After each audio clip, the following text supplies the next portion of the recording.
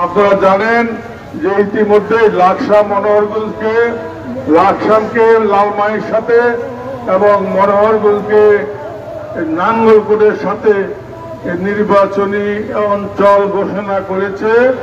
আমরা তার তীব্র প্রতিবাদ জানাই।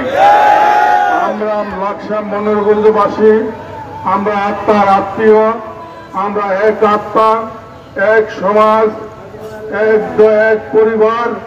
আমি দীর্ঘ 26টি বছর এই লাকসাম মনোহরগঞ্জের মাটি ও মানুষের সাথে আমি রাজনীতি করে আমি আমার আপনজনের ঠিকানা পেয়েছি।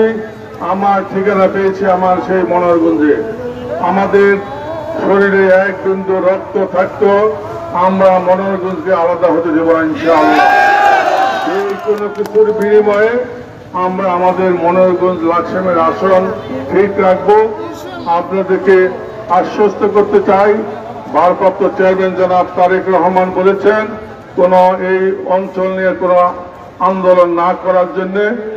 উনি নজরুল ইসলাম খান সহ 5 সদস্য বিশিষ্টের কাছে আমরা আমাদের এই দাবি আমরা আগামী দিন জানাবো এবং নির্বাচন কমিশনের কাছেও আমরা দাবি জানাবো।